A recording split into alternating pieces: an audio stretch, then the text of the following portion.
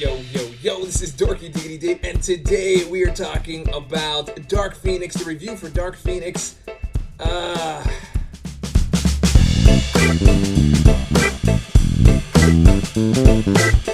Welcome back, guys. We are reviewing Dark Phoenix, and you know what?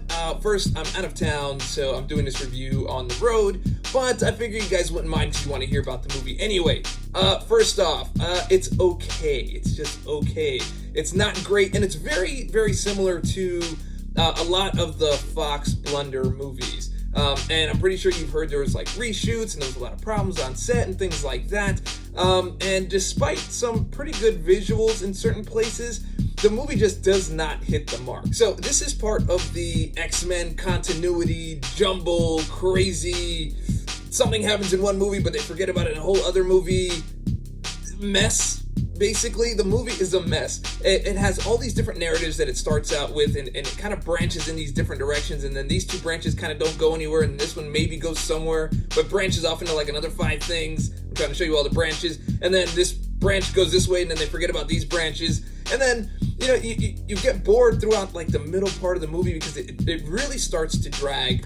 And this isn't any kind of Phoenix story that you know of from the comics, so if your affinity is Phoenix, this is not really going to be for you. The acting really only boils down to Fassbender, McAvoy, and maybe Holt. That's really all there is going on in there in terms of investment and really enjoying the craft of what you're watching.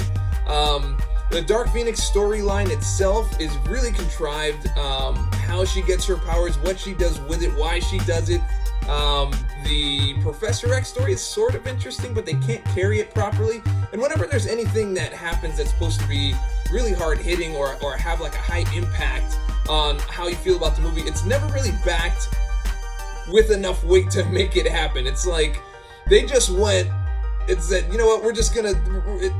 Okay, let me put it this way. They got like 10 different writers is what it feels like, and each writer got a chance to do a piece, and then they just kind of like jumbled it all together and then kind of cut things where you probably needed to see more of. Now you have Mystique in the movie, played by Jennifer Lawrence, but I mean, in all the things that are happening in the movie, I'm always wondering what good is her shape-shifting powers going to do in this particular situation. And of course they wrote in something very, very contrived and very, very stupid in my opinion, and it was very easy to see it coming, as well as the way they wrote in things like Cyclops, Storm, and there was a lot of issues with like accents, you know, like Sophie Turner was really fighting her accent throughout the movie, as well as Alexandria Shipp. I mean, she was fighting her natural accent in the movie, and sometimes she had like the African accent going on there, and then sometimes not. So I don't know, look, the movie's just a big jumbled mess, and it's really just in line with what you've been seeing from them lately. I mean, I think the last great thing they did was Days of Future Past, and even that was not the greatest thing, and that really was more of a credit to Vaughn than to Singer, in my opinion, and just kind of reading all the backstory on why that happened. But then you had Apocalypse, which was a total garbage, and then you have this one, which, again, a few really good visuals and a really great fight scene here and there. You really can't hold the movie together in terms of the entire narrative all the way through. So I think a lot of people that are really looking forward to this because they like the trailer are going to be disappointed. So it feels like they borrowed heavily from, you know, other movies. Like you'll have like feelings of saying like, oh man, they took a piece of the, you know, Hulk from like Ang Lee, and then they took a piece of like Unbreakable, and a piece of a movie here, and a piece of a movie there, and it's just like all jumbled together ideas from other movies that they didn't really put together well. Also, Hans Zimmer is the composer for the movie, and the music sounds like Zimmer, but it sounds like a meld of rejects from his like Dark Knight soundtrack and like Inception, and he just kind of put it together and it's like, here, these were like the leftover ones that I didn't use there, so let's just use that here.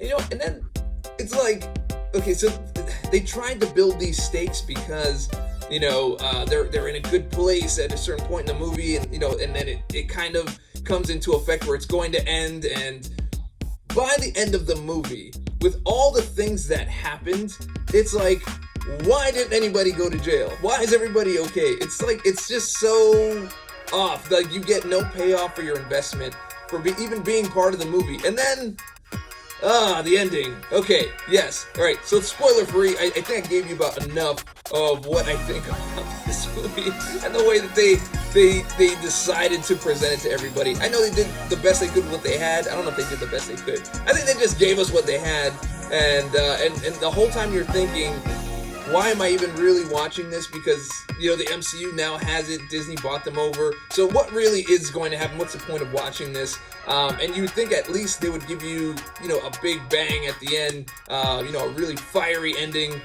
No pun intended. But anyway, guys, look. It's okay. If you enjoyed the previous Fox movies, like, if you really liked Apocalypse, this movie is for you. If you like better stories, if you like what the MCU has been doing, if you like even what some of the recent offerings from DC have been doing, where they're really paying attention to their story, they're really paying attention to their narratives, and really investing you in the movie and giving you payoffs for your time, then this probably is not for you, because I don't feel like any of that was done here. So, anyway, guys, if you liked the review, if you liked the video, and I hope that you did, go ahead and click subscribe, click like, leave a comment. Also, if you saw the movie, let me know down in the comments below, or click the like. And if you didn't see it, then when you do see it, go ahead and put your comments down in the comment section, and then also click the like. You can click the like now. You don't have to wait to click the like. Just click that now. But anyway, guys, growing the channel, share it, let other people know. And again, I am here in San Francisco. I'll be back home for the next review and for spoiler talk. So stay tuned for that. So anyway, stay dorky, and I'll catch y'all on the flip.